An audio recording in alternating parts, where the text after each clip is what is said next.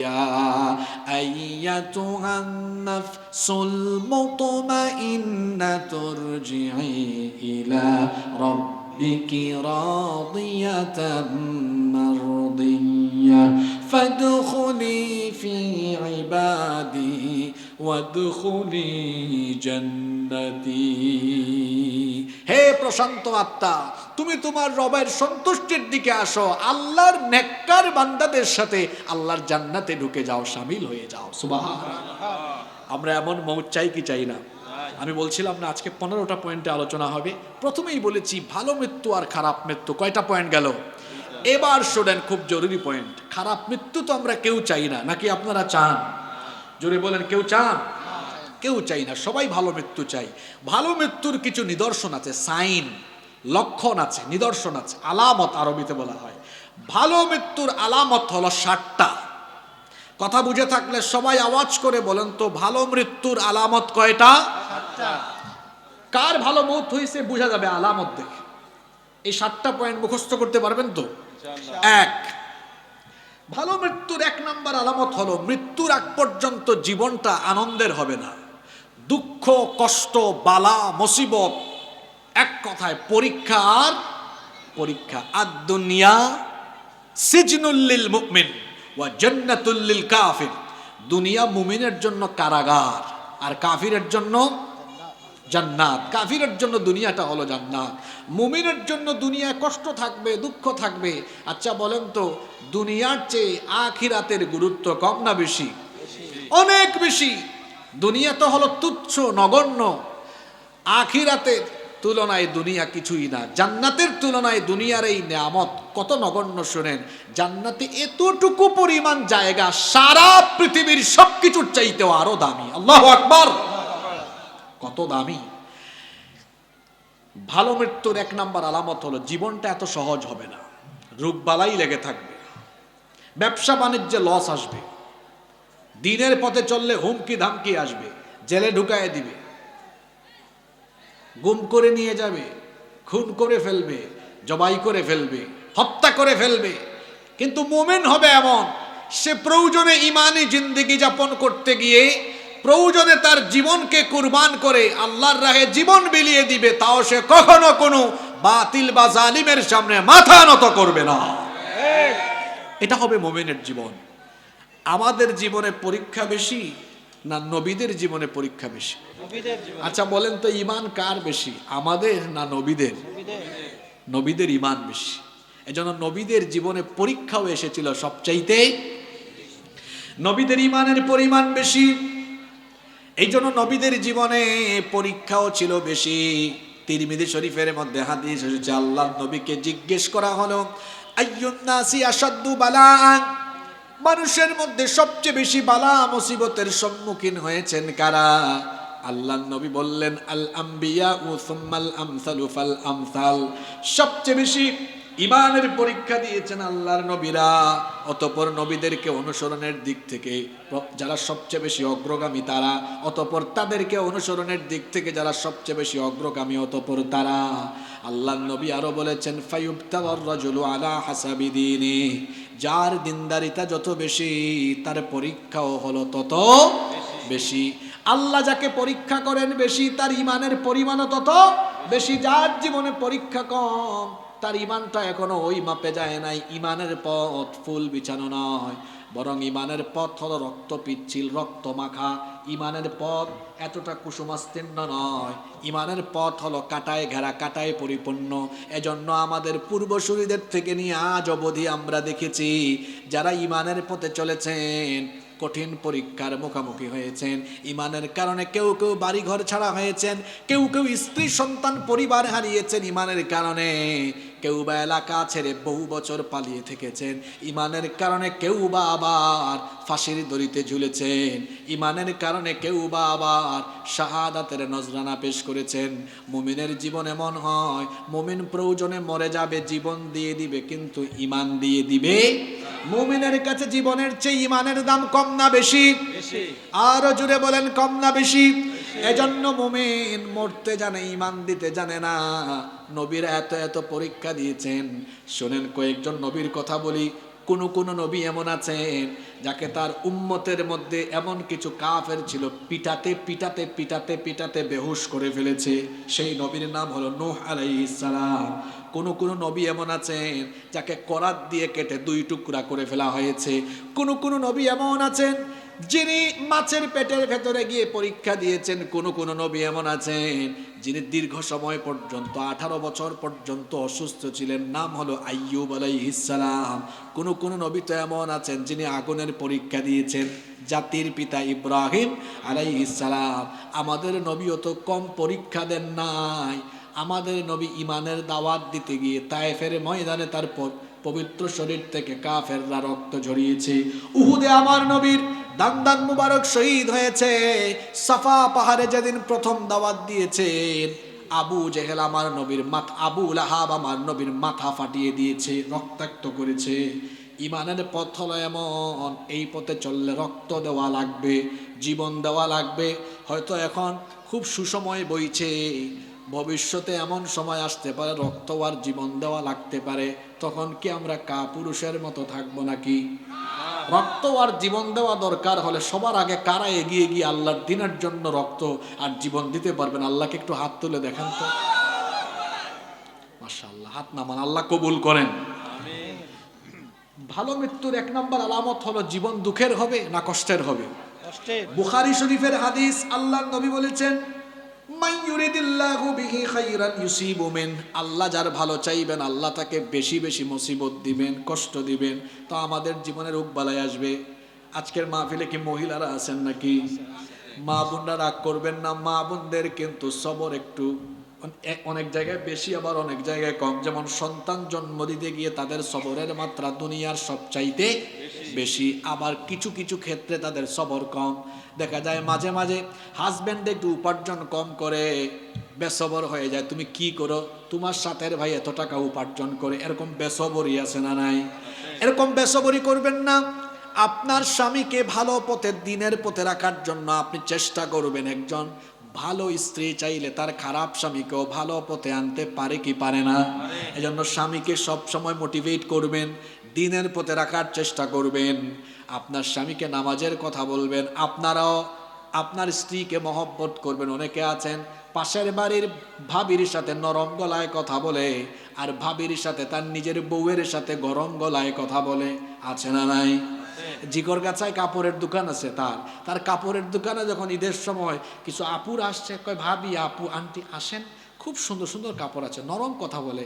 যখন এটা ট্রাই করে কয় ওয়াও, খুব ভালো লাগছে। তার বউ ফোন দিয়েছে, হ্যাঁ, একটু খোঁজখবর নেওয়ার জন্য, ওগো কি করছো, শরীর ঠিক আছে কিনা। ফোন ধরে বলছে, আপনারা হাসতেছেন, এরকম বাস্তবতা আছে না নাই? তো বউয়ের সাথে গরম, পরনারীর সাথে নরম, এটা কি ঠিক হলো? হ্যাঁ, খালি যে ভাবিদের কথা বলবো, আপনাদের অবস্থাও তো এমন। আপনারা তো কেউ কেউ নবাবজাদা নসরুল্লাহ, বউয়ের সাথে দাসী বান্দির মতো আচরণ করেন। যারা বউকে মূল্যায়ন করে না, এরা জীবনে ভালো কোনো পর্যায়ে, ভালো কোনো স্থানে যেতে পারে না। প্রত্যেকটা পুরুষের সফলতার পেছনে একজন নারীর অবদান আছে না নাই? আছে। বউকে পাশে রাখবেন, সাথে রাখবেন, বউকে মহব্বত করবেন। হ্যাঁ, বউ আপনার অনেক কাজে আসে। আপনার এই জামা কাপড় ধুয়ে আপনাকে এত নিট অ্যান্ড ক্লিন, আপনার খাবার দাবার সবকিছু, গোটা ঘরটাকে গুছিয়ে রাখে কে? আপনার স্ত্রী। এত অবদান এই সংসারে, এগুলো অবমূল্যায়ন করেন কেন? সবসময় খালি খিটখিট খিটখিট করেন না। নারীরা হলো প্রজাপতির মতো, জোরে ধরলে এটা মরে যায়, আস্তে ধরলে উড়ে যায়। এটাকে কৌশলে ঠিক রাখবেন। রান্না মজা হয় নাই, খিটখিট করেন না। হ্যাঁ, আপনি একটু বলবেন, এত ভালো রান্না করছো তুমি, মজা হয় না, একটু বলেন না, এত ভালো রান্না করছো, সম্ভবত পরের বেলা একদম আরো মজা হবে। মজা হবে তো। এক ছেলে আমাকে একদিন বলছে, হুজুর আমার বউ খালি রাগ করে, মনটা চায় তালাক দিয়ে দিই। আমি বললাম, তালাক দিবা কেন? খালি রাগ করেছে। আমি বললাম, গিয়ে বলো, তুমি এমনি যে সুন্দরের সুন্দর, রাগ করলে লাগে আরো সুন্দর। আর রাগ করবে? আর কইেন না মনে বিয়ে করে নাই। যারা বিয়ে করে নাই, আল্লাহ তাদের সকলকে উত্তম জীবন সঙ্গিনী দান করে দিও। আপনাদের যশোরে এই কালচারটা আছে, খুব আর্লি অনেকে বিয়ে করে। ওই যে বাঘারপাড়া আছে না, বাঘারপাড়াতে আমি গত 2 বছর আগে মাহফিলে গিয়েছিলাম। এক ভাইকে খুব ইয়াং মনে হলো। একটু পরে একটা ছেলে আসলো, বললো হুজুর বলেন তো এটা কে হবে? আমি বললাম আপনার ভাই নইলে ভাতিজা। কয় এটা আমার ছেলে। ওনার বয়স বললেন 38, ওনার ছেলের বয়স বলেন 17, মানে উনি 20-এর আগে বিয়ে করে ফেলেছেন। খুবই ভালো, অল্প অল্প খরচে বিয়ে হয়। এই যে জিনা ব্যভিচার আল্লাহ করেছেন হারাম, আর আমার সমাজ বা রাষ্ট্র করে দিয়েছে কি হালাল। এটা রাষ্ট্রীয় পর্যায়ে আল্লাহর সাথে কুফরি। আপনাদেরকে উদাহরণ দিয়ে বুঝাই। মনে করেন এই এলাকার 17 বছরের মুন্না 15 বছরের মুন্নিকে নিয়ে ওই ঝাউতলায় গিয়ে একটা আর একটার হাত ধরছে, বাদাম খাইতেছে, এটা আল্লাহর আইনে কি হারাম। আর আপনাদের আমাদের দেশের আইনে এটা কি, এটা কোনো অসুবিধা নাই। কোনো অসুবিধা আছে? দেখছেন আল্লাহ বানাইছে হারাম, তারা বানাইছে। আচ্ছা, এবার এই 17 বছরের মুন্না যদি 15 বছরের মুন্নিকে বিয়ে করে বিয়ের স্টেজ থেকে তাদেরকে, তাদের মা বাপকে, এমনকি কাজী সুদ্ধা অ্যারেস্ট করবে, বলবে এটা বাল্য বিবাহ। আল্লাহর আইনে এটা কি? কথা বলছেন না আপনারা? আর রাষ্ট্রীয় আইনে দেখছেন কারবার, আল্লাহ বানিয়েছেন যেটা হালাল, রাষ্ট্র বানিয়ে দিয়েছে হারাম। আবার আল্লাহ বানিয়েছেন জিনা ব্যভিচারকে হারাম, রাষ্ট্র বানিয়ে দিয়েছে হারাম। এটা হলো যুগ যুগ ধরে চলা রাষ্ট্রীয় পর্যায়ে আবার আল্লাহর সাথে কুফরি। এটাই সত্য কথা। এই কুফরি বন্ধ করেন। ক্লাস 5-এর ছেলে তার বান্ধবীকে নিয়ে ভুরুঙ্গামারি থেকে চলে গিয়েছে কক্সবাজার। এই হলো অবস্থা। ছেলে মেয়েদেরকে জিনা ব্যভিচারের হাত থেকে রক্ষা করার জন্য উপযুক্ত বয়সে বিয়ের ব্যবস্থা করে দিতে হবে, তাহলে জিনা ব্যভিচার কমে যাবে ইনশাআল্লাহ। আচ্ছা, আমরা যেখানে ছিলাম, ভালো মৃত্যুর 1 নম্বর আলামত হলো মৃত্যুর আগ পর্যন্ত এই বান্দাদের জীবন হবে আনন্দের না কষ্টের? আমাদের জীবনে যত কষ্ট থাকুক আমরা তাওয়াক্কুল করব কার উপরে? সবর করব কার জন্য? শোনেন শোনেন, অনেক মানুষকে জিজ্ঞেস করি ভাই কেমন আছেন? উফ হুজুর ব্যবসায় লস বলিয়েন না। এই যে মুখটা গুমরা করে জবাব দিল। এই লোকটা চিন্তা করে না, দুনিয়ার সব যদি হারিয়েও ফেলে সে তো বেঁচে আছে এখনো কার দয়ায়। কত দয়া আল্লাহর পাচ্ছেন, কেন আলহামদুলিল্লাহ পড়েন না? আচ্ছা বলেন তো, প্রতিটা সেকেন্ডে বেঁচে থাকার জন্য আপনারা কি গ্রহণ করেন? এটা ছাড়া বাঁচতে পারবেন? এটা কে দেয়? প্রতিদিন আপনারা কি পরিমাণ অক্সিজেন গ্রহণ করেন? আজকের মেডিকেল সায়েন্স বলছে একজন সুস্থ মানুষ প্রতিদিন বেঁচে থাকার জন্য 500 লিটারেরও বেশি অক্সিজেন গ্রহণ করে। আল্লাহু আকবার। কত লিটার? 500 লিটার। এটার দাম কত? প্রায় 6 লক্ষ টাকা। 5 লক্ষের বেশি হয়। আমি যদি 5 লক্ষ টাকাও ধরি, তাহলে আমি আপনি প্রতিদিন বেঁচে থাকার জন্য প্রতিদিন কয় লাখ টাকার অক্সিজেন লাগে? 5 লাখ। প্রতিদিন লাগে 5 লাখ। মাসে লাগে কত? 5-30-এ কত হয়? 150 লক্ষ। মানে প্রতি মাসে আমাদের বেঁচে থাকার জন্য দরকার 1.5 কোটি টাকার অক্সিজেন। আছে না কি এত টাকা? আর বছরে লাগে কত? 18 কোটি টাকা।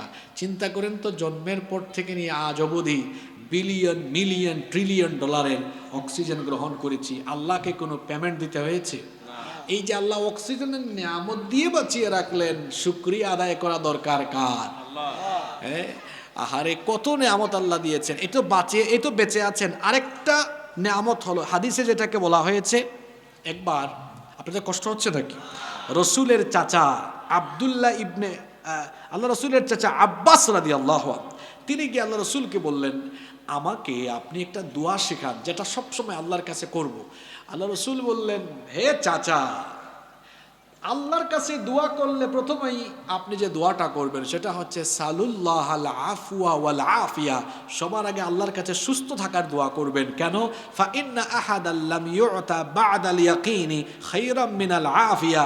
কারণ ঈমানের পরে পৃথিবীতে সুস্থতার চেয়ে দামি আর কোনো নিয়ামত নাই। এই যে আদ্দিন সকিনা হাসপাতাল একটা আছে না এখানে, মনে করেন এখানে কেউ আইসিইউর মধ্যে আছে, এই বেটার 1000 কোটি টাকার সম্পদ আছে। কত হাজার কোটি টাকা? তাকে যদি কেউ গিয়ে বলে আইসিইউর ভেতরে, ভাই আপনারে আরো 3000 কোটি টাকা দিব, আর আরেকজন গিয়ে বলে ভাই আপনার সুস্থ হওয়ার ওষুধ দিব, সে নিবে কোনটা? এখানে টাকাও নিবে না। এই মনে করেন একজন রুগী, এখান থেকে একজন রুগীর সামনে আপনি 6-7 আইটেমের খাবার দিলেন। এখানে বিফ দিলেন, চিকেন দিলেন, ফিশ দিলেন, ভেজিটেবল দিলেন, হ্যাঁ সেখানে আপনি মাটন দিলেন, আপনি এখানে বারবিকিউ দিলেন, অনেক কিছু দিলেন। এই লোকটা অসুস্থ, মুখের রুচি নাই, কিচ্ছু খাইতে পারবে? আর আরেক লোক সারাদিন ভ্যান চালাই আসছে, মুখের রুচি আছে, তার সামনে এগুলা দিয়ে দেখেন কিচ্ছু থাকবে না। তাহলে বোঝা গেল মুখে রুচি থাকা এটাও কার নেয়ামত। অনেক মানুষ রাতের বেলা ঘুমাইতেই পারে না, এই পাশে ওই পাশে যায়, আর কেউ আছে শুইলেই ঘুম চলে আসে। ঘুম এটা কার রহমত, কার নেয়ামত? শুনেন, এই জন্য আমি বলি এই তিনটা জিনিস থাকলে সারা দিন আল্লাহর শুকরিয়া করবেন। এক, বেঁচে আছেন, নিঃশ্বাস নিতে পারেন। দুই, সুস্থ আছেন। তিন, মুখে রুচিও আছে। মুখে রুচি থাকলে আলু ভর্তার ডাল ভাতও মজা লাগে। মুখে রুচি না থাকলে রুস্ট পোলাও দিলেও আপনার স্বাদ লাগবে না। এই জন্য সবসময় শুকরিয়া করবেন কার? জোরে বলেন, শুকরিয়া করবেন কার? আল্লাহ শুকরিয়া করবেন, তাহলে নেয়ামত বাড়িয়ে দিবেন কে? একটা ঘটনা আমার মনে পড়েছে, ঘটনাটা বলবো। আরবের একজন বিখ্যাত মনীষী তার একটা আরবি কিতাবে এই ঘটনাটা লিখেছেন। একবার এক আলেমের কাছে এক লোক এসেছে, এসে বলতেছে, ভাই আমি খুব গরিব মানুষ, আমাকে একটু সাহায্য করেন। তিনি বলতেছেন, তুমি কি গরিব, আসলেই গরিব? বলতেছেন, হ্যাঁ আমি আসলেই গরিব। তিনি বললেন, তুমি কিছু মনে করো না, তোমার যে দুইটা চক্ষু আছে, দুইটা চক্ষু আমাকে দিয়ে দাও, 1,00,000 দিনার দিব। 1,00,000 টাকা না, কিন্তু 1,00,000 দিনার। সে বলল, অসম্ভব। তিনি বলেন, তাহলে শোনো, দুইটা হাত আছে, একটা হাত দাও, তুমি যেহেতু গরিব মানুষ, 1,00,000 দিনার দিব। কয় না, ঢং করেন মিয়া, ফাইজলামি করেন। তারপরে বলতেছে, তাহলে একটা পা কেটে দিয়ে দাও, 1,00,000 দিনার দিব। আপনি তো খুব দুষ্ট লোক, আপনি 1,00,000 কেন, আরো বেশি দিলেও তো দিব না আমি এগুলো। তখন এই মনীষী তাকে বললেন, তুমি যে তোমাকে গরিব বললে, এটা কেন বললে বলো? যেখানে তোমার শরীরে এত দামি দামি অঙ্গ প্রত্যঙ্গ আছে, তুমি নিজেই বলছো এটা টাকা দিয়ে মূল্যায়ন করা যাবে না, সেখানে তুমি দরিদ্র হও কিভাবে? আল্লাহর শুকরিয়া করো। আমার কাছে এসেছো, বলতে পারো যে আমাকে এমনি কিছু সাহায্য করো, কিন্তু নিজেকে কখনো এভাবে নিজের পরিচয় দিও না, কারণ তোমার সুস্থতা এখনো আছে, তুমি এখনো আল্লাহর এই পৃথিবীতে আল্লাহর নেয়ামত প্রাপ্ত বান্দা হিসাবে তুমি এখনো বেঁচে আছো, আলহামদুলিল্লাহ। এজন্য নেয়ামতের শুকরিয়া করবেন, বাড়িয়ে দিবেন কে? এক নাম্বার বলছিলাম, ভালো মৃত্যুর এক নাম্বার আলামত হলো, ভালো মৃত্যু তারাই পায় যারা জীবনে পরীক্ষা দেয়, বিভিন্ন কঠিন সময়ে, দুঃসময়ে আল্লাহর উপর ভরসা করে এদেরকে ভালো মৃত্যু নসিব করে যিনি দিবেন তিনি কে?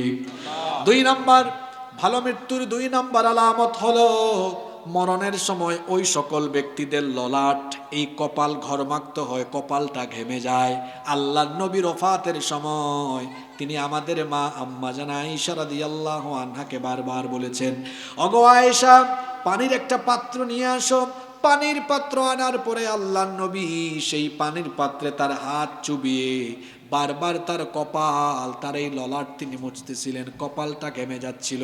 আল্লাহর নবী বলেছেন, এই হাদিসটি তিরমিজি, নাসাই, মুসনাদে আহমদ বিখ্যাত হাদিসের 3টি গ্রন্থে বর্ণিত হয়েছে।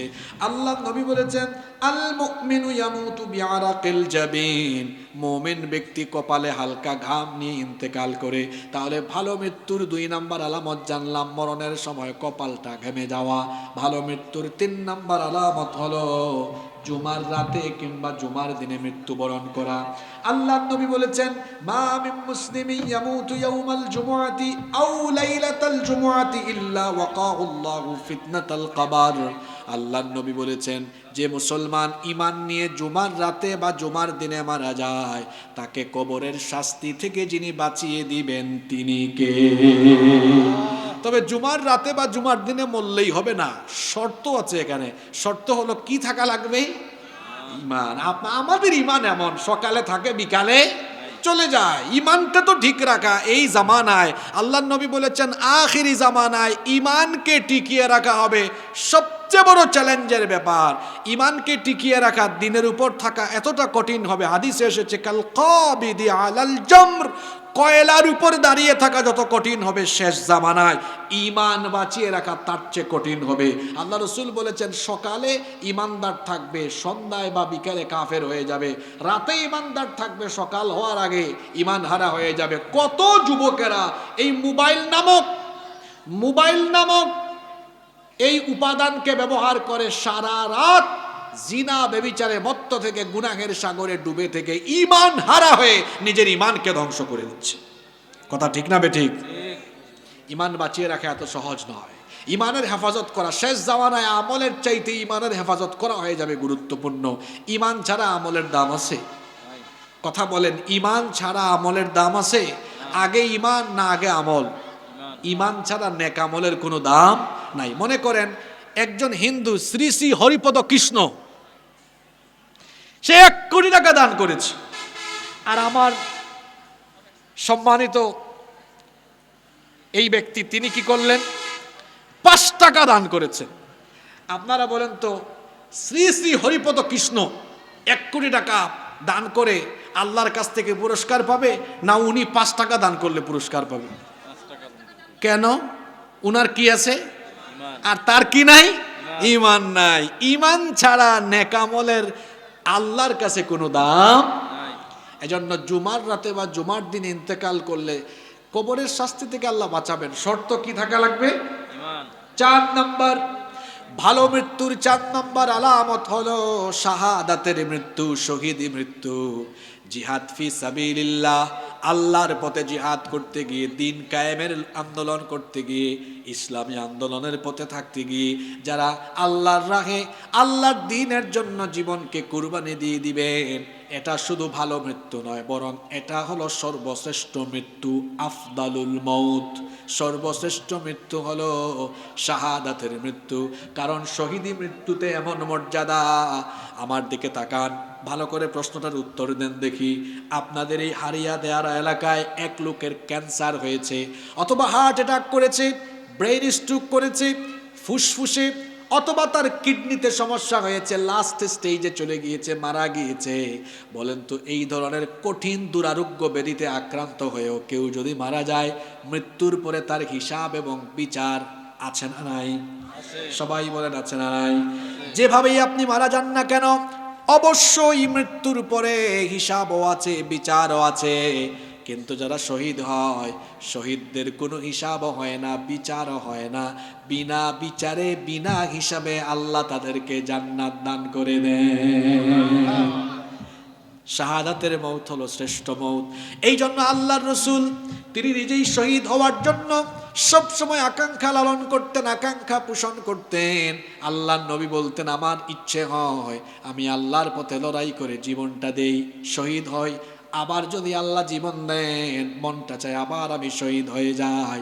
আবার যদি আল্লাহ আমাকে জীবন দেন, মনটা চায় আবার আমি শহীদ হয়ে যাই। আল্লাহ রসুলের সাহাবীরা এই জন্য শহীদ হতে পাগল পারা ছিলেন, দেওয়ানা ছিলেন। আল্লাহ রসুলের সাহাবীরা শহীদ হওয়ার জন্য পাগল পারা ছিলেন। অর্ধ পৃথিবী যিনি শাসন করেছেন, সাইয়েদনা ওমর ইবনুল খাত্তাব রাদিয়াল্লাহু আনহু, তিনি সব সময় আল্লাহর কাছে একটি দোয়া করতেন, আল্লাহুম্মা রযুকনি শাহাদাতান ফি সাবিলিক ওয়াজআল মাউতি ফি বালাদি রাসূলিক। হে আল্লাহ, তোমার বান্দা ওমরকে তুমি রসুলের পবিত্র এই শহরে মৃত্যু দিও, আর মৃত্যুর সময় শাহাদাতের মৃত্যু নসিব করে দিও। মরতেই হবে যখন শহীদি মরণ দিও আমাকে, শাহাদাত জানি শুধুই জীবন, সে মরণ দিও আমাকে। মরতেই হবে যখন শহীদি মরণ দিও আমাকে। শাহাদাতের মউত হলো শ্রেষ্ঠ মউত। যারা শহীদ হয়, আল্লাহ বলেছেন তাদেরকে মরহুম বলো না, মৃত বলো না। কি আশ্চর্য কথা! এই হারিয়া দেয়ারা এলাকায় কেউ মারা গেলে আমরা বলি মরহুমের জানাজার নামাজ, মরহুমার জানাজার নামাজ সকাল 8টায় হবে, এরকম ঘোষণা দেওয়া হয় কি হয় না? আল্লাহ বলেছেন, খবরদার যারা মারা যাবে, ওয়ালা তাকুলু লিমান ইউকতালু ফি সাবিলিল্লাহি আমওয়াত, তোমরা তাদেরকে মৃত বলো না, বরং আব্দুল মজিদ স্বাভাবিকভাবে মারা গেলে আমরা বলি মরহুম আব্দুল মজিদ। কিন্তু যদি শহীদ হয়, আল্লাহ বলেছেন খবরদার মরহুম বলো না, বলবে শহীদ আব্দুল মজিদ। কারণ শহীদেরা মরে না, শহীদরা মৃত্যুর সঙ্গে সঙ্গেই বিনা হিসাবে বিনা বিচারে জান্নাতের সবগুলো দুয়ার আল্লাহ তাদের জন্য খুলে দেন। সুবহানাল্লাহ। আল্লাহর পথে যারা জীবন দিল, তাদেরকে মৃত বলো না, কোরআনের পথে যারা শহীদ হলো তাদেরকে মৃত বলো না। অন্যায় আর মিথ্যার সাথে আপোষ করেনি তারা কোনো মতে। লাল তাজা খুন ঢেলে দিয়ে গেছে এই নগরীর বহুরাজ পথে। মৃত্যু তাদের কাছে নয় তো মৃত্যু আরেক নাম নবজীবনের। হে খোদা মৃত্যুর এই কামনা, হে খোদা মৃত্যুর এই বাসনা। দাও অন্তরে সব মুমিনের তাদেরকে মৃত বলো না। দ্বীনের পথে যারা শহীদ হলো তাদেরকে মৃত বলো না। বলেন আল্লাহু আকবার। এই মৃত্যু কে না চায়? আপনারা চান কিনা জানি না। আত্মুল্লেই তো আমি আল্লাহকে বলি, আল্লাহ যেদিন মৃত্যু দিবা, শহীদি মৃত্যু দিবা, এমন মৃত্যুইতে আমরা চাই। মরার পরে হিসাবও নাই, বিচারও নাই, বিনা বিচারে বিনা হিসাবে আল্লাহ জান্নাত দিয়ে দেন। সুবহানাল্লাহ। এরকম মৃত্যু আপনারা চান কি চান না? আল্লাহর পথে যারা শহীদ হয় এটা ভালো মৃত্যু, শুধু ভালো নয়, এটা শ্রেষ্ঠ মৃত্যু। তবে আল্লাহর পথে লড়াই না করেও কিছু কিছু মৃত্যু আছে, এভাবে মৃত্যুবরণ করলে আল্লাহ রসুল বলেছেন তাদেরকে আল্লাহ শাহাদাতের মর্যাদা দিয়ে দেন। অনেকগুলো হাদিস টানতে হবে, লম্বা হয়ে যাবে, এই জন্য আমি খুলাসা করে বলি। যেমন যারা মহামারীতে আক্রান্ত হয়ে মারা যায়, পেটের পীড়ায় মারা যায়, আগুনে পুড়ে মারা যায়, দুর্ঘটনায় পতিত হয়ে মারা যায়, পানিতে ডুবে মারা যায়, দেয়াল পিষ্ট হয়ে বা চাপা পড়ে মারা যায়, এদেরকেও মৃত্যুর পরে শাহাদাতের মর্যাদা আল্লাহ দিবেন যদি তার ঈমান থাকে। ঈমান থাকলে এদেরকে শাহাদাতের মর্যাদা দিয়ে দিবেন কে? আল্লাহ। এই যে 3-4 দিন আগে দৌলতদিয়া ফেরিঘাটে একটা ভয়াবহ দুর্ঘটনা হয়েছে, নিশ্চয়ই আপনারা জানেন, তাই না? একটা বাস ডুবে গেল না? আমরা দোয়া করছি আল্লাহ এখানে যারা যারা ঈমানদার ছিল, যারা মৃত্যুবরণ করেছে, যারা যারা ঈমানদার ছিল, ঈমান ছিল যাদের, তাদের সকলকে তুমি শাহাদাতের মর্যাদা দিয়ে দাও। আরে দুর্ঘটনার কথা বললেই তো ভয় লাগে। আজকেও যে আসছি 2-3 জায়গায় যে চাপ মারছে, এই যে রাস্তাঘাটে ভয়াবহ বেপরুয়া অনিয়ম চলছে। আমি এখন কিছু কথা বলবো, আপনারা কেউ মনে কষ্ট নেবেন না। আমি আগেই বলে দিচ্ছি, কোরআনের মাহফিল হলো নির্দলীয়, নিরপেক্ষ, কথা ঠিক না বেঠিক? আজকে মাহফিলগুলোর শান মান ঐতিহ্য হারিয়ে যাচ্ছে। এটা গত কয়েক মাস কিছু কিছু এলাকায় লক্ষ্য করছি। সম্ভবত এই রোগ আপনাদের এলাকায় ধরেছে। জিকরগাছায় আমি সকালেও মাহফিল করেছি, দুপুরেও মাহফিল করেছি। এই ধরনের মাঠ ঘাট জায়গা হয় না দেখেছি। মাহফিলগুলোকে এখন কিছু কিছু দল বা কিছু কিছু ব্যক্তি দলীয়ভাবে অ্যারেঞ্জ করার চেষ্টা করে, যেটা মারাত্মক ভুল। আমি এটার কঠোর নিন্দা এবং সমালোচনা আগেও করেছি, এখনও করছি। এই ইউটিউবার ভাইরা জানে, এরা বিভিন্ন মাহফিল আমার আগেও গিয়েছে, আমি এইসবের নিন্দা করতাম। কারণ হলো আল্লাহর কোরআনটা সবার। যে বক্তা দলীয় দৃষ্টিভঙ্গি মাথায় রেখে বক্তব্য দেয়, এই বক্তার বক্তব্যে মানুষ হেদায়াত হয় না। যে শ্রোতা দলীয় দৃষ্টিভঙ্গি মাথায় রেখে বক্তৃতা শুনে, এই শ্রোতাও কোনোদিন হেদায়াত পায় না। কোরআন বলতে হয়, শুনতে হয় একেবারে হেদায়াতের মন মগজ নিয়ে, তখন আল্লাহ হেদায়াত দিয়ে দিবেন। আজকে মাহফিলগুলো, রাগ করবেন না আপনারা, ইলেকশনের আগে বহু এমপি ক্যান্ডিডেটরা আমাদের পায়ে ধরতে পারে নাই, পায়ে ধরতে পারলেই হয়েছে। মানে হুজুরদেরকে আনবে একটু ফেস ভ্যালু ব্যবহার করে। হুজুরের বক্তব্যের আগে এটা বিভিন্ন দলের মানুষরা করেছে। এটা ফেসিবাদী আমলেও হয়েছে, আওয়ামী লীগের আমলেও অনেক এমপি মন্ত্রী সাহেবরা আমাদেরকে ফোন দিতেন, ওই যে একটু মানুষ জমে, তারা ডাকলে তো আসে না লোকজন, এরকম করতেন, যেটাকে আমরা পছন্দ করি না। কেন পছন্দ করি না? আমরা মনে করি এই যে আজকে মাহফিল হয়েছে, এখানে আমি জানি লক্ষ লক্ষ টাকা খরচ হয়েছে, এখানে সব দলের মানুষরা অংশগ্রহণ করে। সুতরাং মাহফিলে সব মানুষের অংশগ্রহণ, পার্টিসিপেশন এবং কথাবার্তা এমন হওয়া উচিত যাতে করে শুধুমাত্র কাউকে নির্দিষ্ট করে কটাক্ষ করে বক্তৃতা চলবে, এটা কোনো মাহফিলের স্বভাব বা বৈশিষ্ট্য হতে পারে না। কুরআন হাদিস থেকে কথা বললে এটা যার উপরে যাবে সেটা যাবে, কিন্তু নাম ধরে বলা এটা আমি মনে করি এটা কখনোই উচিত হবে না। কারণ আমরা তো কোরআন থেকে মানুষকে এমনভাবে কথা বলবো যাতে করে ওই ব্যক্তিটাও কোরআনের দিকে আকর্ষিত হয়। কিন্তু আমি যদি নিজেই থেকে দূরে ঠেলে দেই, সেই ব্যক্তি আসার পথটাকে আমি কি করে দিলাম? বন্ধ করে দিলাম। আমার কথা কি কষ্ট পেয়েছেন?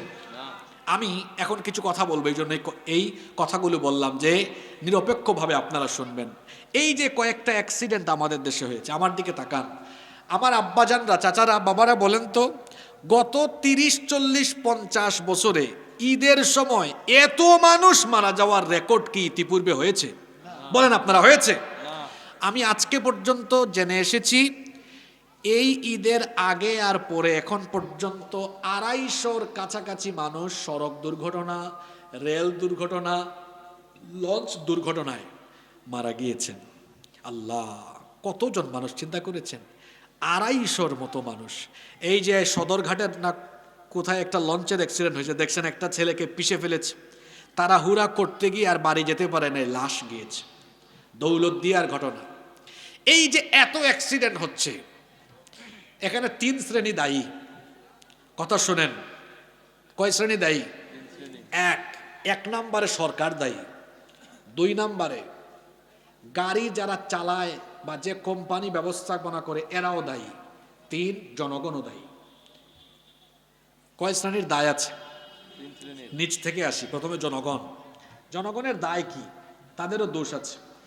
এই দক্ষিণবঙ্গ থেকে কিছু মানুষ দক্ষিণবঙ্গের জেলাগুলো থেকে ঢাকায়, চট্টগ্রাম বা অন্যান্য জেলায় যায়, বাসে উঠার পরে বলে, এই ড্রাইভার, তুই কি রিক্সা চালাস রে?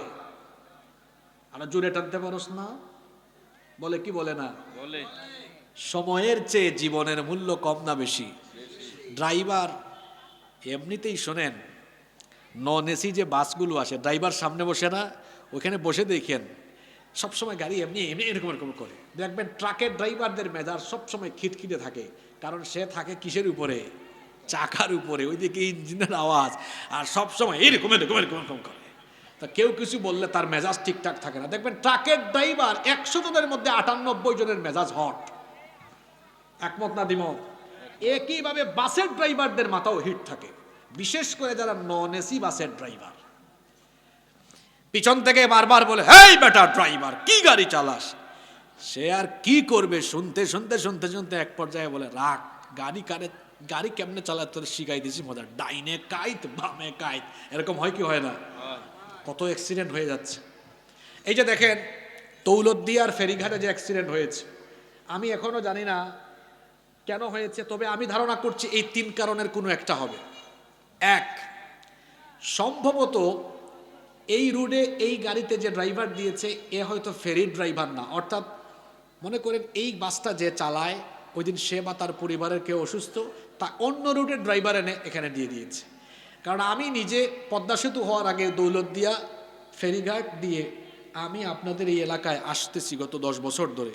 আমি দেখেছি ফেরির মানে ওইখানে ড্রাইভাররা খুব সুন্দর করে গাড়ি উঠায় এবং নামায়, এক্সপার্ট। আমার কাছে মনে হচ্ছে 1 নম্বর হয়তো এই কারণ হতে পারে যে ওইটা এক্সপার্ট ড্রাইভার ছিল না। 2 নম্বর কারণ এটা হইতে পারে ড্রাইভারের ঘুম বেশি আসছে। 3 নম্বর কারণটা আমার কাছে মনে হচ্ছে বেশি গুরুত্বপূর্ণ। আমরা দেখেছি মাওয়া ফেরিঘাট, দৌলতদিয়া ঘাট দিয়ে পদ্মা সেতু হওয়ার আগে যখন আসতাম, দেখতাম ফেরিঘাটে এসে ড্রাইভার অনেক সময় সিগারেট, নাস্তা খাইতে নামতো, আর ওই ফাঁকে হেল্পার গাড়ি উঠাইতো। এখন যদি এই কারণ হয় তাহলে তো কাম সারছে, এটাই নাকি? আমি তো বলেছি 3 কারণের কোনো কারণ হতে পারে। আমি বলছিলাম দেশে এত দুর্ঘটনা হচ্ছে, 3 শ্রেণী দায়ী। 1, জনগণ দায়ী। অনিয়ম আর বিশৃঙ্খলার জন্য যদি কোনো দেশের মানুষকে 1 নাম্বার পুরস্কার দেওয়া লাগে, সেই দেশের মানুষ কোন দেশের মানুষ? বাংলাদেশ। আপনারাই বলেছেন, এত অনিয়ম এই দেশে। উল্টা দিকে গাড়ি চালায়, চালায় কি চালায় না? অবাক হয়ে যাবেন, 200 সিসির মোটরসাইকেল 1800 সিসির মাইক্রোবাসকে ওভারটেক করে। এটা নিয়ম না অনিয়ম? চিন্তা করছেন? মাঝে মাঝে ব্যাটারি চালিত অটোরিকশা প্রাইভেট কারকে ওভারটেক করতে যায়। এটা কি নিয়ম না অনিয়ম? এই অনিয়ম আমাদের দেশে কম না বেশি? আমরা মাঝে মাঝে বিদেশে যাই, বাংলাদেশি যাত্রীরা যেখানেই থাকে, এটা তো দেখেছি ঢাকা এয়ারপোর্টে দেখি ককপিট থেকে পাইলট বা কেবিন ক্রু তার জায়গা থেকে বলছে, সম্মানিত যাত্রীবৃন্দ, বিমান পুরোপুরি থামার আগ পর্যন্ত অনুগ্রহ করে নিজ নিজ আসনে বসে থাকুন। যদি খালি ল্যান্ড করতে পারে বিমান, ওই অবস্থায় তারা দাঁড়াইয়া ব্যাগপত্র নিয়ে দৌড়াদৌড়ি শুরু করে। এটা কি নিয়ম না অনিয়ম? আমি বলছিলাম এত অ্যাক্সিডেন্ট বাড়ছে, বেপরোয়া গতিতে গাড়ি চালানো, ড্রাইভারদেরকে প্রেসার দেওয়া, উল্টা পথে গাড়ি চালানো। এমনকি আজ আমি আপনাদের এখানে আসার সময় আল্লাহ বাঁচাইছে, ওই যে আপনার চান্দিনা, কুমিল্লার চান্দিনাতে আমরা যখন আসতেছিলাম সকালবেলা, এক লোক ফোনে কথা বলতে বলতে হাইওয়ে পাস হচ্ছে, আমার ড্রাইভার সেখানে কড়া ব্রেক করেছে। আল্লাহ বাঁচাইছে, আমাদের পেছনে কেউ থাকলে তো ঠাস ঠাস লাগতো। এই লোক বলতেছে সরি সরি। আমি বললাম, এই যখন হ্যাঁ করে সরি সরি বলছেন, আপনার জীবনও যাইতো, আমাদেরও যাইতো। এটা নিয়ম না অনিয়ম? জনগণের দোষ আছে। দুই, ওই গাড়ির চালকদেরও দোষ আছে, যারা গাড়ির ব্যবস্থাপনা করে। অনেক সময় দেখবেন অদক্ষ ড্রাইভার দিয়ে দেয় না। তিন, সরকারে যারা বসেছেন আপনাদেরও দোষ আছে। আপনারা কি ললিপপ চুষেন নাকি? এই যে ঈদের আগে পরে হাজার হাজার লক্ষ লক্ষ মানুষ বাড়ি ফিরবে, বাড়ি থেকে আবার ঈদ করতে যাবে, কেন আপনারা রাস্তায় 5-6 কিলো পর পর পুলিশ মোতায়েন করলেন না?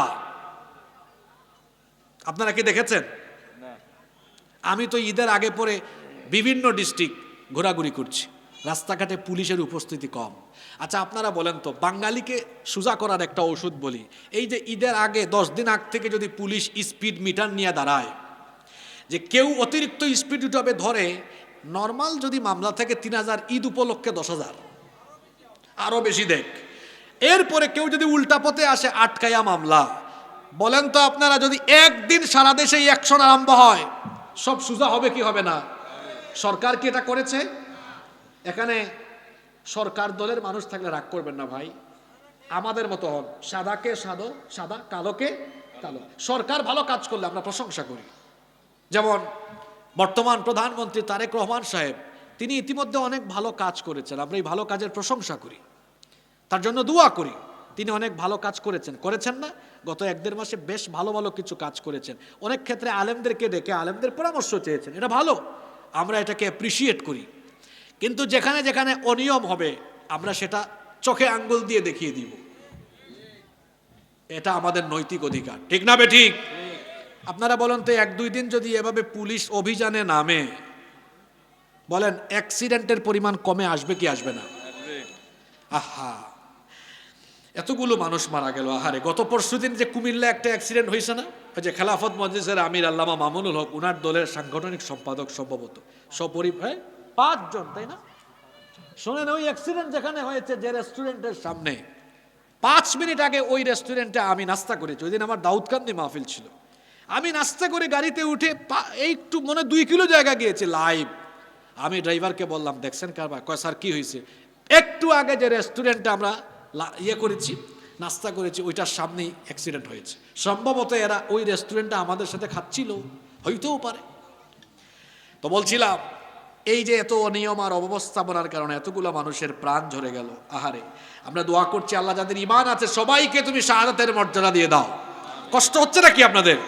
10-15 মিনিট থাকা যাবে না আরো? ভালো মৃত্যুর কয়টা আলামত বলছিলাম, জোরে বলেন কয়টা?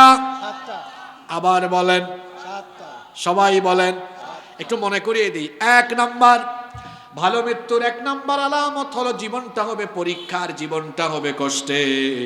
ভালো মৃত্যুর 2 নাম্বার আলামত হলো মরণের সময় কপাল ঘর মাখতে হবে। ভালো মৃত্যুর 3 নাম্বার আলামত হলো জুমার রাতে বা জুমার দিন ইন্তেকাল হবে। ভালো মৃত্যুর 4 নাম্বার আলামত হলো শহীদি মৃত্যু হবে। ভালো মৃত্যুর 5 নাম্বার আলামত হলো হজের সফরে ইন্তেকাল হতে পারে, হজের সফরে মৌত হতে পারে। আল্লাহর নবী বলেছেন, দেখেন হাদিসটা বুখারী এবং মুসলিম শরীফে এসেছে। আব্দুল্লাহ ইবনে আব্বাস রাদিয়াল্লাহু আনহুমা, হাদিসের বর্ণনাকারী সাহাবী, তিনি বলছেন, বাইনামা রাজুলুন ওয়াকিফুন বিআরাফা, আমরা আরাফার মাঠে উপস্থিত ছিলাম, হঠাৎ করে লক্ষ্য করলাম এক ব্যক্তি তার বাহন থেকে পড়ে ইন্তেকাল করলো, মারা গেল। আল্লাহর নবী এটা দেখে বললেন, ইগসিলুহু বিমাইন ওয়া সিদরিন, বড়ই পাতার গরম পানি দিয়ে তার গোসলের ব্যবস্থা করো। ওয়া কাফিনুহু ফি থাউবাইন, আর তাকে ইহরামের 2 টুকরা কাপড় দিয়ে তার কাফনের ব্যবস্থা করে। এখানে একটা মাসালা শুনেন, হজের সফরে কেউ মারা গেলে তার জন্য আলাদা কোনো কাফন লাগে না। ওই যে ইহরামের 2 টুকরা কাপড় থাকে, ওই 2 টুকরা ওই 2 টুকরা কাপড় দিয়ে তার কাফনের ব্যবস্থা করা হয়। আল্লাহর নবী আরো বললেন, ওয়া কাফিনুহু ফি সাওবাইন ওয়ালা তুহান্নিতুহু ওয়ালা তুখাম্মিরু রাসাহু, তাকে কোনো সুগন্ধি আতর এগুলো দিও না, তার মাথাও ঢাকিও না, মাথাটাও ঢাকা যাবে না। কারণ হলো নবীজি বলেছেন, ফাইন্নাহু ইউবাসু ইয়াউমাল কিয়ামাতি মুলাব্বিয়ান, কিয়ামতের দিন তারা তালবিয়া অর্থাৎ লাব্বাইক লাব্বাইক বলতে বলতে কিয়ামতের মাঠে হাজির হবে। তো ভালো মৃত্যুর 5 নাম্বার আলামত বলছিলাম, হজের সফরে মারা গেলে এটাও ভালো মৃত্যু, তাকে মাফ করে দিবেন কে? এই হাদিস শুনে 26 সালে হজে গিয়ে আবার কেউ ভাবিয়েন না, ওয়াজ শুনছিলাম হারিয়া দেয়ারা স্কুল মাঠে হুজুর বলছিল হজে আসলে মরলে জান্নাত পাওয়া যাবে, হোটেলের 10 তলা উপরে উঠে মারছে লাফ, একদম জান্নাত। একই ওয়াজ সঠিক বুঝছে না ভুল বুঝছে। এইটা হচ্ছে গিয়েছে ওখানেই তার মৌত হয়েছে, এটা ভিন্ন ব্যাপার। কিন্তু সুইসাইড করা ভালো না মহাপাপ? 6 নাম্বার ভালো মৃত্যুর 6 নাম্বার আলামত হলো নেক কাজ করতে করতে, ভালো কাজ করতে করতে মরণ হওয়া, অর্থাৎ নেকির পথেই থাকা। আল্লাহর নবী বলেছেন, মান ক্বালা লা ইলাহা ইল্লাল্লাহু ইবতিগা ওয়াজহিল্লাহি খুতিমা লাহু বিহা দাখালাল জান্নাহ, যেই ব্যক্তি তাওহীদের কালিমা পাঠ করে তাওহীদের উপরে জীবন যাপন করে হুসনে খাতেমা হয়ে যায়, তাকে মরণের পরে যিনি জান্নাত দিয়ে দিবেন তিনি কে? 7 এবং সর্বশেষ হলো ভালো মৃত্যুর 7 নাম্বার আলামত হলো মরণের সময় জবান দিয়ে নসিব হওয়া, জবান দিয়ে বের হওয়া, লা ইলাহা ইল্লাল্লাহু মুহাম্মাদুর রাসূলুল্লাহ সাল্লাল্লাহু। আপনারা অনেকক্ষণ ধরে আছেন, বেশি না, আর 7-8 মিনিট থাকতে পারবেন না সবাই? এবার হবে হোমওয়ার্ক। এতক্ষণ ক্লাস হয়েছে, এবার হোমওয়ার্ক হবে। ইতিমধ্যে আমি 9টা পয়েন্ট বলেছি, ভালো মৃত্যু খারাপ মৃত্যু 2টা পয়েন্ট গেল। তারপরে বলেছি ভালো মৃত্যুর কয়টা আলামত। এবার আমরা 6টা পয়েন্ট বলে মোনাজাতে যাব। এই 6টা কাজ দিয়ে দিচ্ছি আপনাদেরকে, মা বোনরাও শুনবেন, খুব সংক্ষেপে বলবো, মনোযোগ দিয়ে শোনেন। এখন আপনারা আমাকে প্রশ্নের উত্তর দেন তো, সবাই আমরা ইজ্জতের সম্মানের ইমানি মৌত, ভালো মৌত চাই কি চাই না? কারা কারা চান না হাত তোলেন। মাশাআল্লাহ, মনোযোগ আছে, সবাই চাই তো? আমরা সবাই ইজ্জতের সম্মানের ইমানের ভালো মৌত চাই তো? বাবারা, ভাইয়েরা, মায়েরা, বোনেরা, এই 6টা কাজ, 6টা কাজ করলে ভালো মৌত নসিব হয়ে যাবে ইনশাআল্লাহ। এই 6টা কাজ আমরা ছাড়বো না। রাজি আছেন সবাই? কোন 6টা কাজ মুখস্থ করে ফেলবো আমরা? 1 নাম্বার, 5 ওয়াক্ত নামাজের আমল যারা ঠিক করবে, কখনো যারা নামাজ ছাড়বে না, নামাজের প্রতি যারা যত্নবান হবে, ফজর, জোহর, আসর, মাগরিব, এশা, কয় ওয়াক্ত নামাজ? জোরে বলেন, কয় ওয়াক্ত? 5 ওয়াক্ত নামাজ। এই 5 ওয়াক্ত নামাজের ব্যাপারে যারা যত্নবান হবে, সঠিক সময়ে যারা 5 ওয়াক্ত নামাজ আদায় করবে, তাদের ইমানি মৃত্যু, ভালো মৃত্যু নসিব হয়ে যাবে। 1টা 2টা আয়াত নয়, কোরআনের বহু আয়াতে আল্লাহ তাআলা তাদেরকে তার জান্নাতের সুসংবাদ দিয়ে দিয়েছেন। সূরা মুমিনুন পড়লে দেখবেন, ওয়াল্লাযীনা হুম আলা সালাওয়াতিহিম ইউহাফিযুন উলাইকা হুমুল ওয়ারিসুন আল্লাযীনা ইয়ারিসুনাল ফিরদাউসা হুম ফিহা খালিদুন। আল্লাহ এখানে বলেছেন 5 ওয়াক্তের নামাজের হেফাজতকারী যারা, জান্নাতুল ফেরদাউসের ওয়ারিস হয়ে যাবে তারা।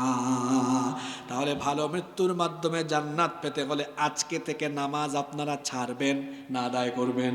এই যে এখানে কিশোর, তরুণ, যুবক ভাইদেরকে দেখছি, তারা ইতিমধ্যে সিদ্ধান্ত নিয়েছে, হুজুর বয়স আর একটু হোক, তারপরে নামাজ পড়বো। বয়স হওয়ার আগে আপনি দুনিয়ার থেকে চলে যেতে পারেন, কারণ এমন বহু চিত্র সমাজে আছে, চাচার কাঁধে ভাতিজার লাশ, দাদা নানার কাঁধে নাতির লাশ, বাবার কাঁধে ছেলের লাশ, আছে না নাই? এই জন্য আমরা নামাজের জন্য কোনো হিসাব নিকাশ করব না যে বুড়া হলে পড়ব, বরং এখন থেকে আজকে ফজর থেকে আরম্ভ হবে, কোনোদিন আর 1 ওয়াক্ত নামাজ আমরা কাজা করব না ইনশাআল্লাহ।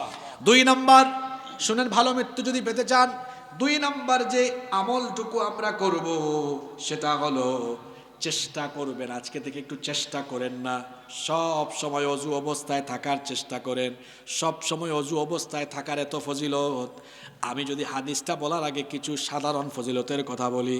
1 নাম্বার, অজু অবস্থায় থাকলে একটা পবিত্রতা ফিল হয়। এই যে আমি এখানে উঠলাম, আমার সাথে যারা স্টেজে এসেছেন তারা দেখেছেন আমি অজু করে উঠেছি। শুধু এখানে নয়, প্রতিদিন মাহফিলে কথা বলার আগে আমি অজু করি। মাহফিল ছাড়াও কোনো জায়গায় বক্তৃতা করলে চেষ্টা করি অজু করে কথা বলার। অজু অবস্থায় কথা বলবেন। পবিত্র ব্যক্তিদেরকে ভালোবাসেন কে? আল্লাহ। অজু অবস্থায় থাকবেন। সাইয়েদনা বেলাল রাদিয়াল্লাহু আনহুকে নবীজি এসে বললেন, বেলাল তুমি কি করো বলো তো? মেরাজের রাতে আমি জান্নাতের ভেতরে তোমার পায়ের আওয়াজ শুনতে পেয়েছি। সুবহানাল্লাহ পড়বেন না?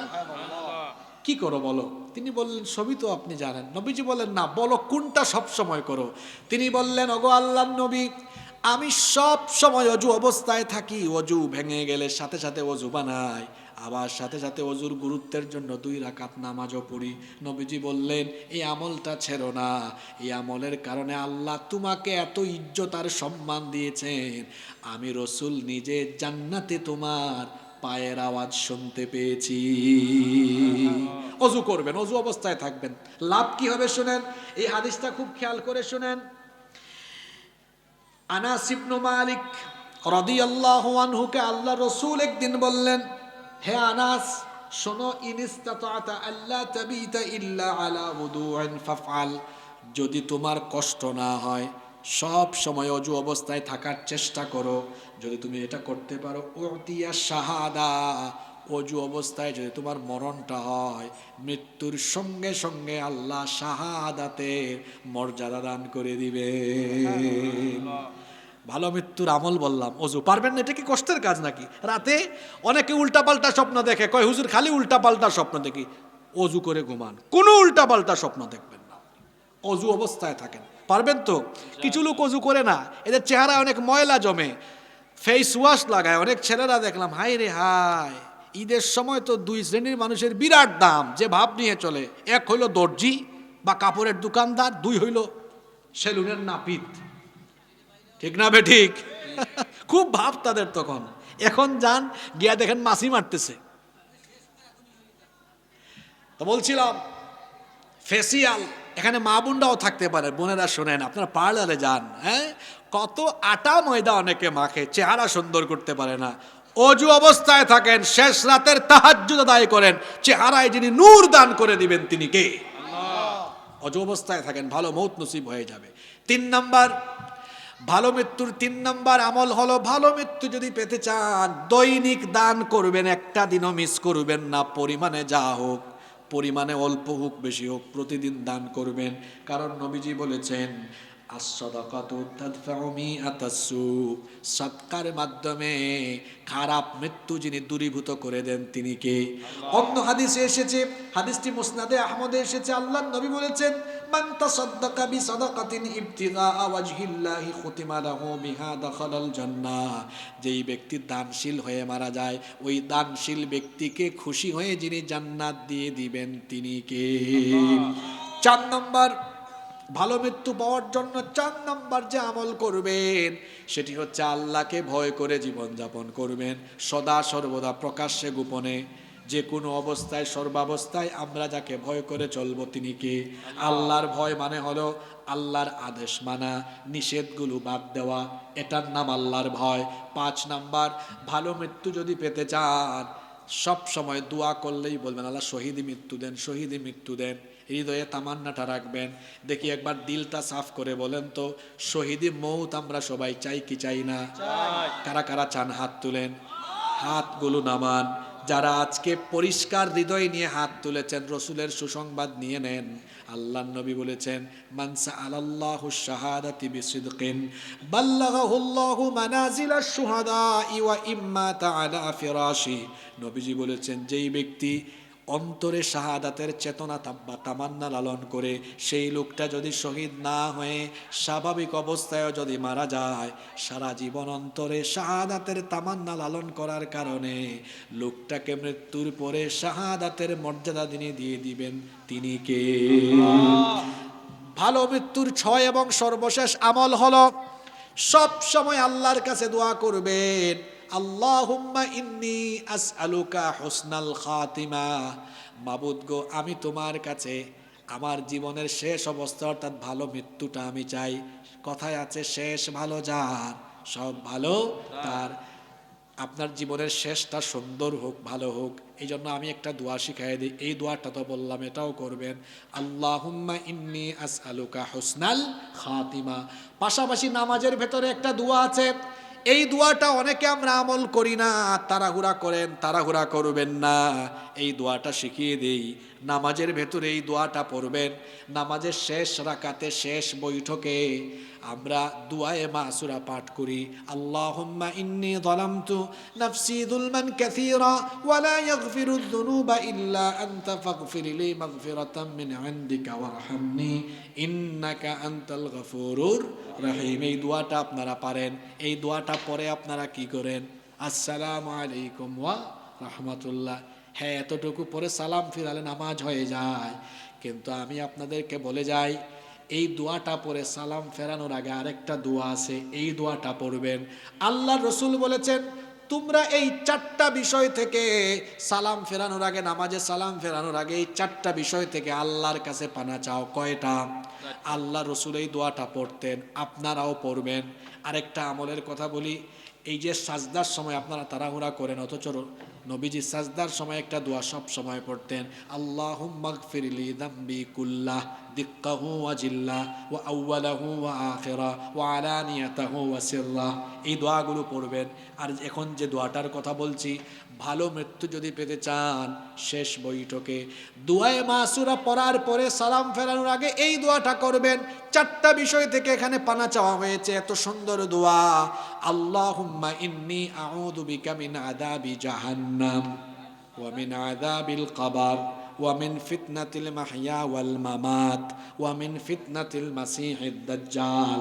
হে আল্লাহ, আমাকে জাহান্নামের আযাব থেকে বাঁচাও, কবরের শাস্তি থেকে বাঁচাও, জীবন মরণের ফিতনা থেকে বাঁচাও, আমাদেরকে দাজ্জালের ফিতনা থেকে বাঁচিয়ে দাও। বলেন আমিন। এই দোয়াটা আমার সাথে একবার পড়েন না, বলেন আল্লাহুম্মা। সকলে বলেন আল্লাহুম্মা ইন্নী আউযু বিকা মিন আযাবি জাহান্নাম ওয়া মিন আযাবিল কবর ওয়া মিন ফিতনাতিল মাহইয়া ওয়াল মামাত ওয়া মিন ফিতনাতিল মাসিহিদ দাজ্জাল। চ্যাট জিপিটি ইউজ করেন নাকি আপনারা? যুবক ভাইয়েরা, চ্যাট জিপিটি এআই বুঝেন না? ওখানে বাংলায় লিখবেন যে আমাকে এই 4টা বিষয় থেকে পানা চাওয়ার দোয়া একদম হাদিসের ইবারত সহ লিখে দেন। অনেক সময় চ্যাট জিপিটিতে ভুল করে গুগল শরীফে ঢুকে মিলায় নেবেন আবার, ঠিক আছে? আর অথবা এই যে এখানে লাইভ আছে, রেকর্ড আছে, এটা শুনে শুনে আপনি কি করবেন, মুখস্থ করবেন। 15টা পয়েন্টে আজকে আমি কথা বলেছি। আজকে মৃত্যু নিয়ে কথা বলেছি কেন জানেন? চতুর্দিকে মৃত্যুর হিড়িক পড়ে গিয়েছে। আশ্চর্য কথা হলো, ইয়াং ছেলেরা মারা যাচ্ছে এই রমজান মাসে। আহারে, আমার সমবয়সী অগ্রজ অনুজ অনেকে মারা গিয়েছে। আমার এমন কিছু পরিচিত মানুষ মারা গিয়েছে, দিলকে বুঝাইতে পারি না। এদের সাথে উঠা বসা চলাফেরা করেছি। একজন মারা গেলেন বাড়ি সেন্ট মার্টিনে, রমজান মাসে মারা গিয়েছে। ছোট্ট একটা মেয়ে আছে এখন 1 বছরের, তার সাথে কত স্মৃতি। ইউনিভার্সিটিতে অ্যাক্সিডেন্টে মারা গিয়েছে। আপনারা দেখবেন এখন হঠাৎ মৃত্যু বেড়ে গেছে এবং ইয়াংরা বেশি মারা যাচ্ছে। এটাও কিন্তু কিয়ামতের একটা সাইন, জানেন? এখানে উলামা মশায়েখ আছেন। আল্লাহ রসুল বলেছেন শেষ জামানায় কিয়ামতের আগে হঠাৎ মৃত্যু বাড়বে এবং সময়ের বরকত কমে যাবে। সময়ের বরকত কেমন কমবে? রসুল বলেছেন মনে হবে বছর হয়ে গেছে মাসের মতো, মাস হয়ে গেছে সপ্তাহের মতো, সপ্তাহ হয়ে গেছে দিনের মতো, দিন হয়ে গেছে ঘন্টার মতো। মিলায় দেখবেন জুমা যায়, আরেক জুমা তাড়াতাড়ি চলে আসে। 26 সাল শুরু হয়েছে, এপ্রিল শুরু হয়ে যাচ্ছে। কিভাবে সময় চলে যাচ্ছে! সময়ের বরকত উঠে যাবে, এটা কিয়ামতের আলামত। আসুন সময়কে কাজে লাগাই। মৃত্যু যে কোনো মুহূর্তে চলে আসবে, যে কোনো মুহূর্তে। প্রস্তুতি নিতে হবে। এই প্রস্তুতিটা কেমনে নিতে হবে? আমলের কথা বলেছি আজকে। প্রথমে 2টা পয়েন্ট বলেছি, খারাপ মৃত্যু আর ভালো মৃত্যু। ভালো মৃত্যুর কয়টা আলামত বলেছি? 7টা। আর আলোচনার শেষে বলেছি ভালো মৃত্যু সবাই পেতে হলে কয়টা কাজ করতে হবে? এই 6টা কাজের কথা একটু বলেন দেখি। 1 নাম্বার কি বলেছি? নামাজ। বলেন 1 নাম্বার কি? নামাজ ছাড়বো আমরা। 2 নাম্বার সবসময় কি অবস্থায় থাকা? অজু অবস্থায় থাকা। 3 নাম্বার প্রতিদিন কিছু না কিছু কি করা? আজকে করছেন তো মাশাআল্লাহ। 4 নাম্বার আল্লাহকে ভয় করে জীবনযাপন করা। 5 নাম্বার অন্তরে শাহাদাতের তামান্না রাখা। 6 নাম্বার দোয়া করা কার কাছে? ইনশাআল্লাহ এই 6টা কাজ করলে ইজ্জতের, সম্মানের, ইমানের মৌত আমাদেরকে যিনি নসিব করে দিবেন তিনি কে? আল্লাহ এই কথাগুলো আমাদেরকে বুঝে হৃদয়ঙ্গম করে উপলব্ধি করে বাস্তবিক জীবনে আমল করার তৌফিক দান করেন। আমরা সকলে বলি আমিন। কেউ উঠবেন না, খুব ভদ্র মানুষ আপনারা। ইন্তেজামিয়া কমিটির সর্বশেষ সমাপনী কোনো বক্তব্য থাকলে আমরা শুনবো, না থাকলে আমরা অনুমতি পেলে মুনাজাতে চলে যাব ইনশাআল্লাহ।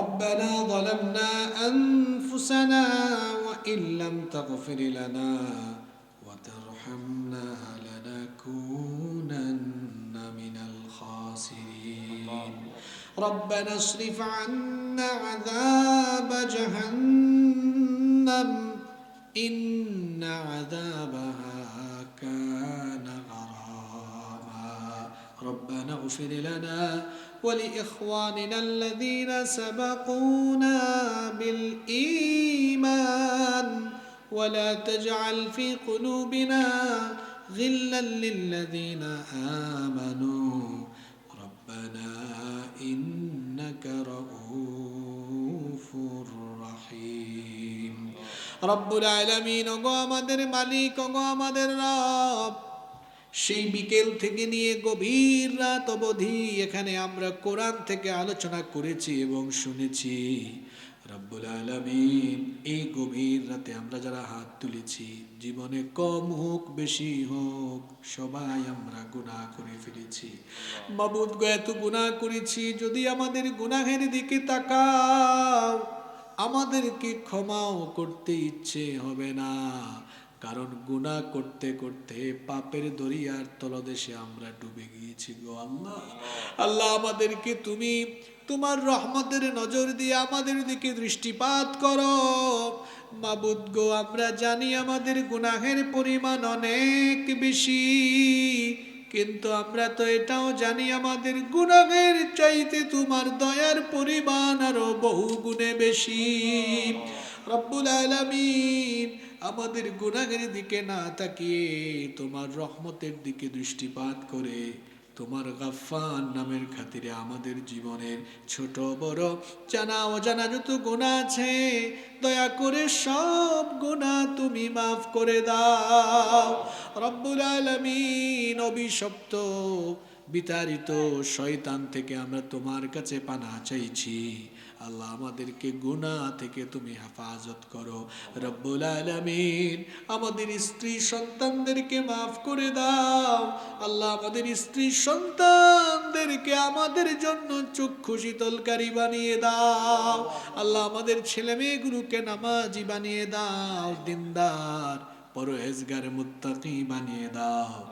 মাবুদ গো এই মুহূর্তে গভীর রাতে আমাদের বাবা মায়ের কথা আমাদের মনে পড়ে গেল। আরে আমাদের আব্বা আম্মা কত দুঃখ যাতনা কষ্ট সহ্য করে আমাদেরকে লালন পালন করেছেন। আমাদের সেই বাবা মা যাদের দুনিয়ায় নাই, আমরা এমন এতিম, আমরা আব্বা আম্মা বলে ডেকে মনটাকে ঠান্ডাও করতে পারি না। আল্লাহ আমরা এমন এতিম, আমরা আমাদের দুঃখ কষ্টের সময়ে মা বাপের বুকে একটু মাথাও রাখতে পারি না। মা বাবার নরম হাতের স্পর্শ আমরা খুব বেশি মিস করি, এটা খুবই অনুভব করি। মাবুদ গো আমাদের যাদের বাবা মা নাই, কবরে চলে গিয়েছেন, আল্লাহ আমাদের আব্বা আম্মার কবরগুলোকে তুমি জান্নাতুল ফেরদাউস বানিয়ে দাও। আল্লাহ আমাদের বাবা মা তারা যেভাবে আমাদেরকে কোনোদিন কষ্ট দেন নাই, আল্লাহ তুমিও আমাদের আব্বা আম্মাকে কবরের জিন্দেগিতে কষ্ট দিও না। আল্লাহ আমাদের আব্বা আম্মার কবরের অন্ধকার তুমি দূর করে দাও, তাদের কবরে তুমি জান্নাতের বিছানা বিছিয়ে দাও, তাদেরকে তুমি জান্নাতের পোশাক পরিয়ে দাও। আল্লাহ আমাদের যাদের বাবা মা বেঁচে আছেন নেক হায়াত বাড়িয়ে দাও। যতদিন বেঁচে থাকবেন আমাদেরকে আমাদের আব্বা আম্মার খেদমতের তৌফিক দিয়ে দাও। আল্লাহুম্মা গফিরলি ওয়া লিওয়ালিদাইয়া ওয়া কুর রাব্বিরহামহুমা কামা রাব্বায়ানি صغيرا رب ارحمهما كما ربياني صغيرا رب العالمين এই হারিদিয়ারা এলাকায় যে উন্মুক্ত কবরস্থান রয়েছে, এই কবরস্থানে অসংখ্য মুর্দেগান শুয়ে আছেন। আল্লাহ এই কবরস্থানে শুয়ে থাকা সকলের কবরের আযাব মাফ করে দিয়ে সবার কবরকে তুমি জান্নাতের বাগান বানিয়ে দাও রব্বুল আলামিন। আমাদের মধ্যে যারা অসুস্থ তাদেরকে শিফা দান করে দাও আল্লাহ। এখানে যারা হাত তুলেছেন অনেকের অনেক সমস্যা, যে যে সমস্যায় আছেন আল্লাহ সমাধানের ব্যবস্থা করে দাও। অসংখ্য মা বোনেরা এই গভীর রাত অবধি কষ্ট করে মাহফিল বসে বসে শুনেছেন আল্লাহ, আমার এই সকল মা বোনদেরকে তুমি কবুল করে দাও আল্লাহ। আমার মা বোনদের জীবনের গুনাহ খাতা মাফ করে দাও, তাদেরকে পর্দায় থাকার তৌফিক দাও আল্লাহ। আমার মা বোনদেরকে তুমি আবেদা সালেহা কানেতা বানিয়ে দাও রব্বুল আলামিন। এই হারিয়ে দেয়ারা যুব সমাজকে তুমি কবুল করে নাও। আমার ভাইয়েরা শুধু কোরআনের মাহফিলই নয়, আরো অনেক মানবিক এবং সামাজিক কাজ